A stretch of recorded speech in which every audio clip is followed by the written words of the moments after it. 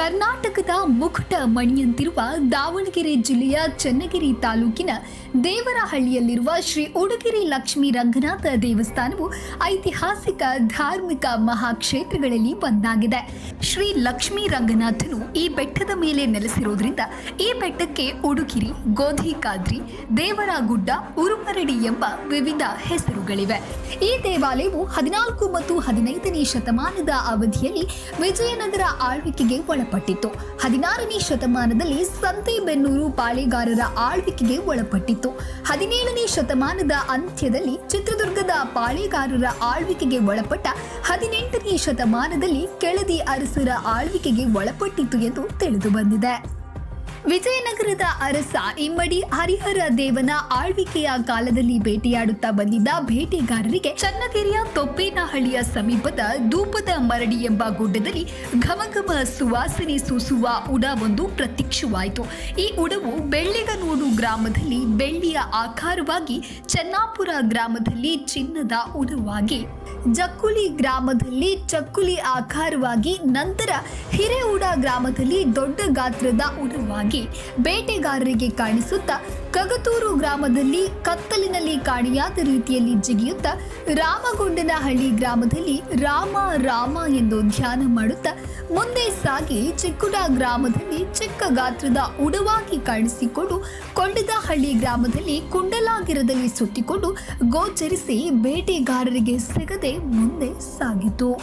ನಂತರ ಕಾಕನೂರು ಗ್ರಾಮದಲ್ಲಿ ಕೃಷ್ಣ ವರ್ಣದಿಂದ ಕೂಡಿದ ಕಾಗೆಯ ಹಾಗೆ ಕೂಗಿತು.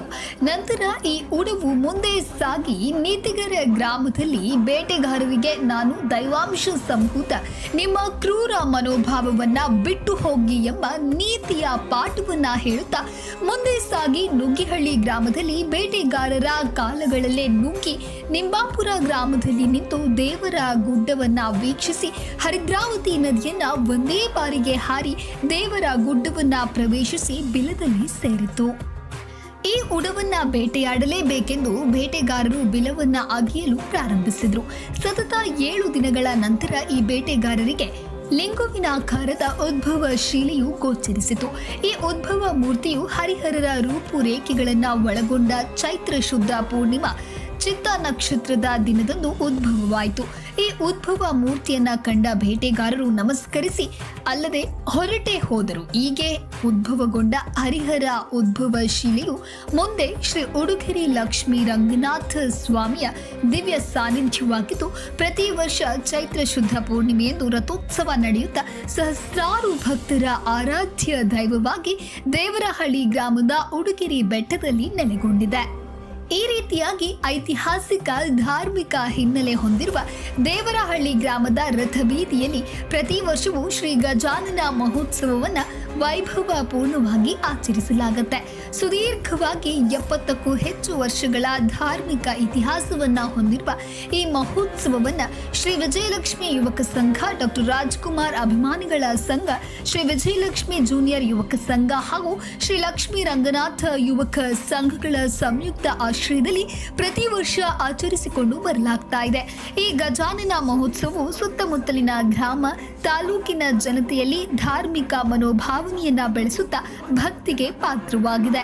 ಪ್ರತಿ ವರ್ಷವೂ ದೇವರಹಳ್ಳಿ ಮತ್ತು ಸುತ್ತಮುತ್ತಲಿನ ಗ್ರಾಮದ ಜನತೆ ಈ ಮಹೋತ್ಸವವನ್ನ ಆಚರಿಸಲು ತಮ್ಮ ತನು ಮನ ಧನ ನೀಡುತ್ತಾ ಗಜಾನನ ಸ್ವಾಮಿಯ ಕೃಪೆಗೆ ಪಾತ್ರರಾಗುತ್ತಾ ಬಂದಿದ್ದಾರೆ. ಅವರೆಲ್ಲರಿಗೂ ನಮ್ಮ ಎಲ್ಲ ಸಂಘಗಳು ಕೃತಜ್ಞರಾಗಿರುತ್ತೇವೆ. ಅವರ ಸಹಕಾರ, ವಿಶ್ವಾಸ ಪ್ರತಿ ವರ್ಷವೂ ಮುಂದುವರಿಸುತ್ತಾ ಬರಲಿ ಎಂದು ಶ್ರೀ ಗಜಾನನ ಸ್ವಾಮಿಯನ್ನ ಆಶಿಸಿಕೊಳ್ಳುತ್ತೇವೆ.